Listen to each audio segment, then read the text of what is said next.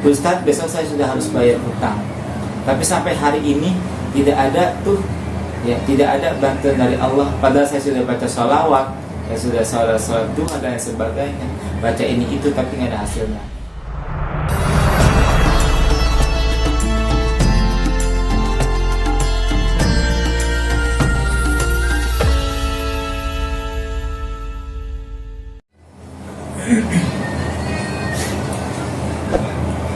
Bismillahirrahmanirrahim. Assalamualaikum warahmatullahi wabarakatuh.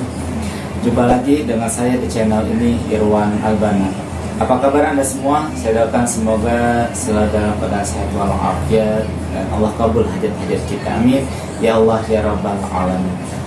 Pada video kali ini saya insya Allah akan memberikan satu bahasa kabar baik mungkin ya. Ada satu testimoni yang asal tabarakallah, saya pun kaget membacanya ya. Silakan bisa dicari di ya tentang komennya beliau di kisah keajaiban salat munjiat ya. Silakan nanti ditulisin di bawah sana ya. Asal tabarakallah, terima kasih banyak pada ibu, bapak, teman-teman yang sudah memberikan testimoni. Dan juga terima kasih banyak juga kepada semuanya yang memberikan atau sharing-sharing ya. Kita sharing-sharing. Namun ada yang harus diluruskan. Ya, salah satunya dalam menggapai hajat kita ya, seberapapun besarnya hutang kita, seberapapun banyaknya hutang-hutang kita, atau ingin jodoh dan lain sebagainya, hajat-hajat kita yang begitu banyak luar biasa ya, yang mesti kita kedepankan adalah Allah yang selalu berada di depan ya. Sebab begitu banyak WA yang masuk ke saya ya, seolah-olah membelakangi Allah dalam permasalahan hidupnya ya. Kita sudah sharing ya, yang bayar hutang dan banyak permasalahan hidup lainnya, namun ketika menghadapi satu jatuh tempo begitu bahasanya ya, kita lupa lagi Allah selalu kita belakangi. Lagi-lagi yang mereka cari itu pertolongan manusia. Makanya ya mohon maaf, tidak sedikit yang masuk kepada saya itu, Ustadz, besok saya sudah harus bayar hutang, tapi sampai hari ini tidak ada tuh, ya tidak ada bantuan dari Allah. Padahal saya sudah baca sholawat, saya sudah sholat duha dan sebagainya, baca ini itu, tapi nggak ada hasilnya. Nah, ini kita melupakan Allah, padahal yang harus diperhatikan adalah Allah. Kalau Allah sudah ada di depan, kalau kita mendahulukan Allah, apapun itu permasalahannya, hatta sekalipun kita hutang yang ditagih ya. Sebab hutang-hutang kita ini bukan lagi urusan ratusan ribu, jutaan, tapi di atas puluhan juta ya. Ada yang masuk ke saya dari mulai 50 juta, bahkan ada yang 1,5 M ya. Memang itu angka bukan sedikit ya. Kita seolah sudah mentok ya, saya pahami itu. Kita seolah sudah mentok mencari bantuan sana sini, maka alternatif kita berharap yang baca sholawat Allah akan beri jalan keluar pada kita. Tapi ternyata pada kenyataannya tidak ada bantuan. Ingat kata Imam Syafi'i, ketika kita ya menghadapi satu permasalahan dan tidak ada satu orang pun yang mau membantu kita, sadari ini, kata Imam Syafi'i, sejatinya Allah sendiri yang akan membantu kita dengan caranya. Maka min haitsu la yahtasib, inilah makna yang sebenarnya rezeki yang tidak terduga-duga. Nah, di sini ya, yang perlu kita luruskan adalah bukan kabulnya hajat, bukan lunasnya hutang. Permasalahan itu terlalu kecil buat Allah.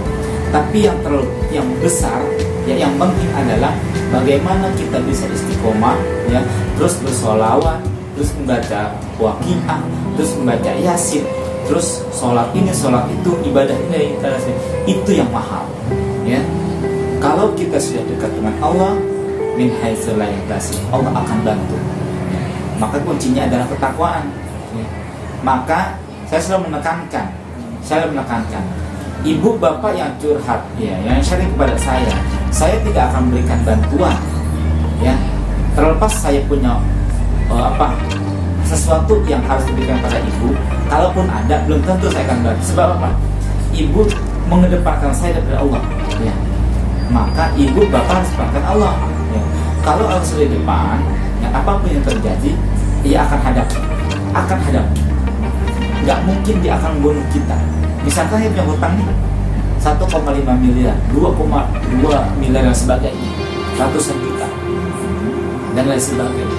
Hadapi, ya. Mereka nggak akan ngebunuh. Tapi Ustaz, saya sudah capek, saya nggak kuat caci maki. Bukankah sudah berkali-kali kemarin, ya, ibu bapak selalu caci maki? Itu hal biasa. Semestinya ini sudah hal biasa. Nah, tinggal bagaimana kita terus beristiqomah menjalankan amal ibadah tersebut, ya. Bola bekel itu semakin kencang dipukul, semakin jauh ngetali, kan begitu. Nah, kita hari ini insya Allah sedang cinta pada kita, rindu pada kita. Dulu mungkin kita melupakan Allah dalam usaha, dalam bisnis, dan rumah tangga, dan semua kehidupan kita. Maka hari ini Allah ingin tebus itu tuh. Allah ingin membersihkan kita. Maka saya selalu menekankan, apapun yang terjadi, jalankan terus. Sekalipun kita sudah terdesak, ya. Bukankah kemarin jatuh tempo habis itu terlewati? Paling lama kita cuci mati sejam 2 jam, nggak ada tuh yang bisa harian pun, ya. Maka teruskan, insya Allah. Ketika kita sudah kuat dengan kesabaran yang Allah berikan kepada kita, insya Allah akan ada waktunya yang sangat tepat, yang sangat istimewa, dan ketika sudah terdesak Allah akan berikan. Bukankah itu yang dialami oleh Nabi Musa ketika dikejar-kejar oleh Fir'aun dan bala tentaranya di pinggir laut, nggak ada jalan keluar lain. Nabi Musa nggak sendiri, membawa umatnya, kita bawa diri sendiri. Ya, permasalahan kita tidak sebesar, ya, tidak sebesar para nabi yang alami, para wali, para ulama. Kita masalah cuma satu, masalah kita pribadi, dan itu sebab dosa kita pribadi. Beliau membawa nama Allah, maka teruskan, ya, insya Allah akan ada jalan keluarnya. Saya selalu menekankan, apapun yang terjadi, hadapi, nikmati, rasakan, apa sekalipun itu pahit, ya, insya Allah teruskan. Sholawat, istighfar, ya, baca waqiah, yasin, dan lain sebagainya, amal-amalan yang saat ini sudah kita jalankan, teruskan, tuntaskan. Insya Allah pada waktunya kita akan dapatkan sesuatu yang tak pernah diduga-duga. Itulah min haitsu la yahtasib. Allah akan berikannya rezeki kita yang tidak terduga-duga. Insya Allah. Teruskan. Semoga Allah Subhanahu wa Ta'ala meridhai apa yang kita kerjakan hari ini, ya. Sekalipun dulu kita berdosa, sejatinya Allah Al-Ghaffar, Allah Maha Pengampun. Kalau kita sudah dapatkan ampunan Allah dengan jalan sholawat, dengan jalan sedekah, dengan jalan istighfar, ya, insya Allah Allah akan berikan. Yang penting terus, jangan berikan ruang untuk iblis dan bala tentara yang menggoda. Mana salah satunya iblis goda kita? Putus asa, keputusasaan. Rasa itu sejati dari iblis agar kita berhenti beribadah kepada Allah Subhanahu wa Ta'ala.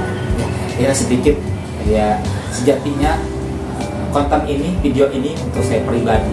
Kalau Bapak Ibu merasa ada kemanfaatan, semoga bermanfaat.